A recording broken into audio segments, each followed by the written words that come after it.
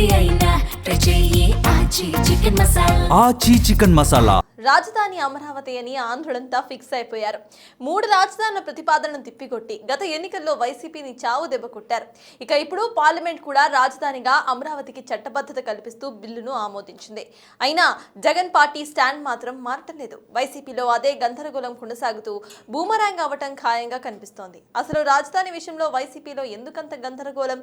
YCP నేతలు party stand పై స్పష్టంగా ఎందుకు మాట్లాడలేకపోతున్నారు? రాజధాని అమరావతికి చట్టబద్ధత బిల్లును పార్లమెంట్ ఉభయ సభలు ఆమోదించాయి. అంటే ఇక భవిష్యత్తులో ఎవరు అధికారంలోకి వచ్చినా అమరావతిని కదిలించే ప్రసక్తే లేదు. కాదు కూడదని రాజధాని మార్చాలని చూస్తే తిరిగి అసెంబ్లీ తీర్మానం, తర్వాత పార్లమెంట్ ఆమోదం వంటి ప్రక్రియ మళ్లీ మొదలు పెట్టాల్సి ఉంటుంది.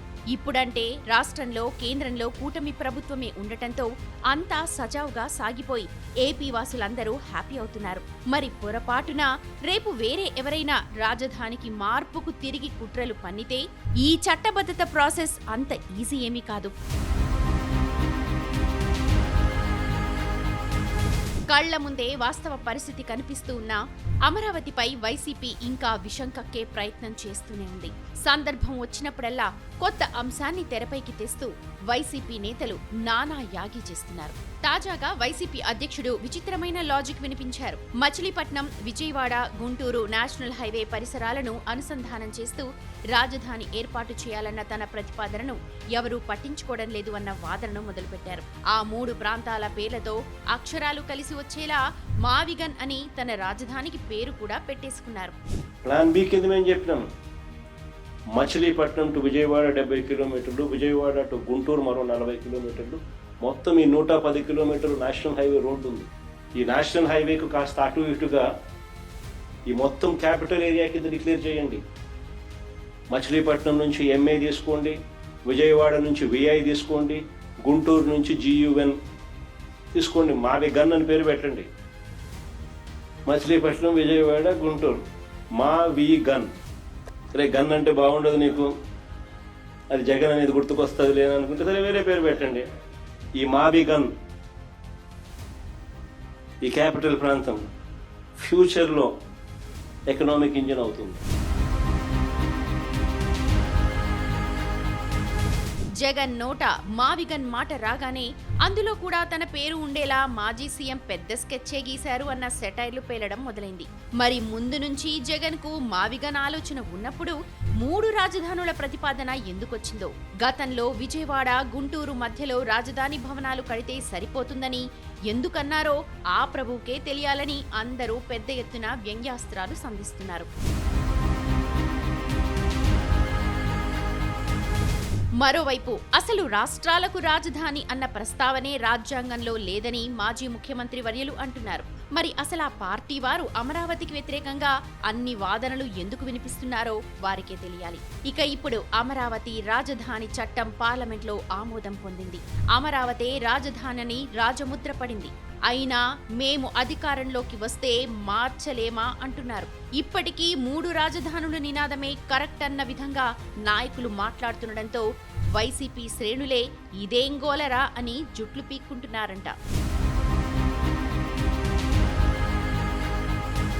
పార్లమెంట్లో రాజధానికి చట్టబద్ధత బిల్లుపై చర్చ సందర్భంగా పాల్గొన్న అన్ని పార్టీలు అమరావతికి మద్దతు తెలిపాయి. కానీ వైసీపీ సభ్యులు మాత్రమే అటు లోక్సభ, ఇటు రాజ్యసభలో బిల్లును వ్యతిరేకిస్తున్నామని వాకౌట్ చేశారు. సభలో చర్చలో పాల్గొన్న ఇతర రాష్ట్రాలకు చెందిన పార్టీలు బిల్లుకు మద్దతు ప్రకటించి కొన్ని సూచనలు చేశాయి. అయితే వైసీపీ మాత్రం తన రూటే సెపరేట్ అన్నట్టు వ్యవహరించడం జాతీయ పొలిటికల్ సర్కిల్స్ లో కూడా హాట్ టాపిక్ గా మారి ఆ పార్టీ అభాసుపాలవుతోంది. రాష్ట్రానికి రాజధానిగా రాజముద్ర వేయించుకున్న అమరావతి విషయంలో వైసీపీ ఇంకా అదే గందరగోళంలో ఉందా అన్న చర్చ సాగుతోంది. అమరావతి మీద వైసీపీ నేతలు, సీనియర్లు, మాజీ మంత్రులు తలో మాట మాట్లాడుతుండటంతో ఆ ఇష్యూ మీద వైసీపీకే క్లారిటీ లేకుండా పోయిందంటున్నారు. సజ్జల రామకృష్ణారెడ్డి అయితే అమరావతికి తాము వ్యతిరేకం కాదని చెప్పారు. అక్కడ జరుగుతున్న నిర్మాణాల విషయంలో అవినీతి చోటు చేసుకుందని, దాని మీదనే మాట్లాడుతున్నామని అన్నారు. ఇక మాజీ మంత్రి పేర్ని నాని అసెంబ్లీలో తీర్మానం పెట్టి మండలిలో పెట్టలేదు అంటూ విమర్శించారు. ఉత్తరాంధ్ర జిల్లాలకు చెందిన మాజీ మంత్రులు బొత్స సత్యనారాయణ, ధర్మాన ప్రసాదరావులు అమరావతి విషయంలో చేసిన వ్యాఖ్యలు చర్చనీయాంశమవుతున్నాయి. మద్రాస్ నుంచి కర్నూల్, హైదరాబాద్, అమరావతి ఇలా ఎన్ని రాజధానులు మారలేదని ధర్మాన అంటే పరిపాలనా వికేంద్రీకరణ అంటూ బొత్స పాత పాటే పాడుతున్నారు. జగనేమో కొత్తగా మావిగన్ పల్లవి ఎత్తుకున్నారు. ఇలాంటి తలా తోకా లేని వాదనలతో వైసీపీ ప్రజల్లో మరింత చులకనవ్వుతూ తన గొయ్యి తానే తవ్వుకుంటోంది అన్న అభిప్రాయం వ్యక్తమవుతోంది. అమరావతి తన రాజధాని అని 5 కోట్ల మంది ఆంధ్రులు ఫిక్స్ అయ్యారు. ఏ రాజకీయ పార్టీ అయినా ప్రజల భావాలకు అనుగుణంగా రాజకీయాలు చేస్తుంది. ఇక ప్రాంతీయ సెంటిమెంట్లను గౌరవించడం తప్పు కాదు, కానీ రాజధాని విషయంలో మాత్రం అది కరెక్ట్ కాదంటున్నారు మేధావులు. వైసీపీ ఇప్పటికైనా రాజధాని విషయంలో సైలెంట్ గా ఉంటే మేలని సూచిస్తున్నారు. లేకపోతే అమరావతికి తాము అనుకూలమే అని ఒక్క మాట స్పష్టంగా చెప్పినా అంతో ఇంతో వారికి ప్లస్ అవుతుందంటున్నారు. అలా కాకుండా ఇంకా అమరావతి మీద అక్కసు వెళ్లగక్కుతూ పోతే అది బూమరాంగ్ అవ్వడం ఖాయమని హెచ్చరిస్తున్నారు.